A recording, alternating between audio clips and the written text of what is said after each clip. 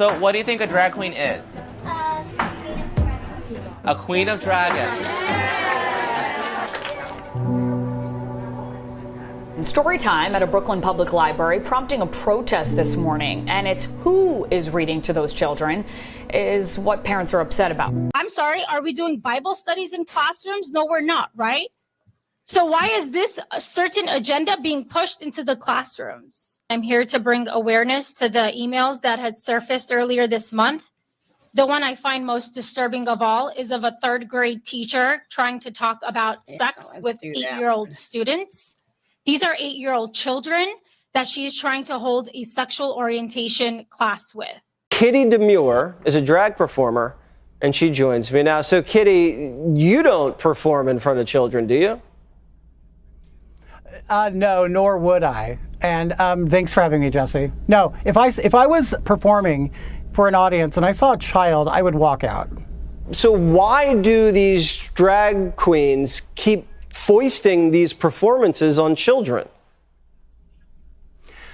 Well, a lot of the performers, I can only speak for the performers. A lot of them are just like low-level wage workers.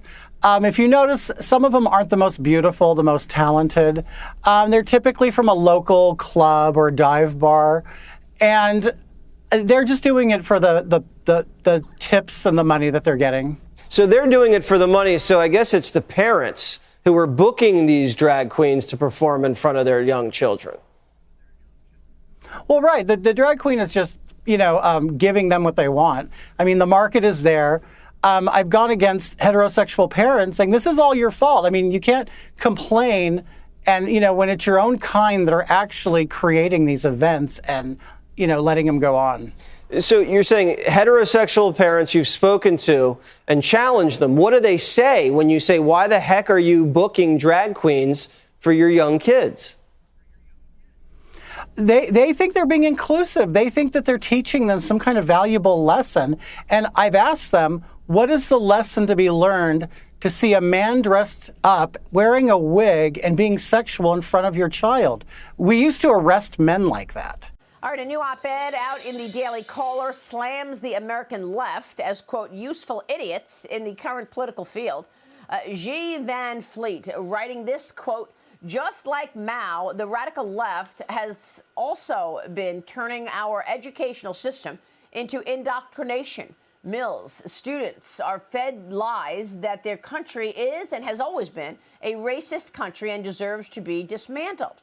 Joining me right now is 1776 Action Senior Fellow and survivor of Mao's revolution, G. Van Fleet. G, thanks very much for being here. It takes courage to write what you did and certainly talk about it. You grew up in Mao's China. Tell me more about Mao's China. Many people believe that Xi Jinping models himself after Mao Zedong. Absolutely. He is really launching the Cultural Revolution 2.0.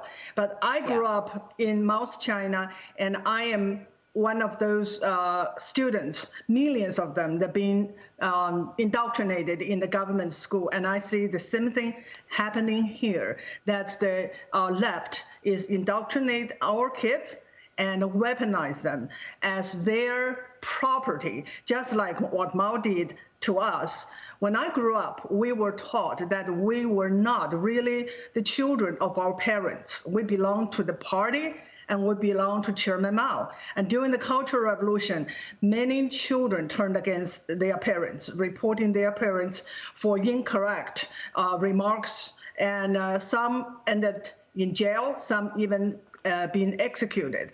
And seeing here in America is heartbreaking. Children have been taught the woke ideology. Many children now question their parents' value and their parents' basically point of view, and call them racist and bigots. And this is the same thing. Why they are doing this? Because those who own the children own the future.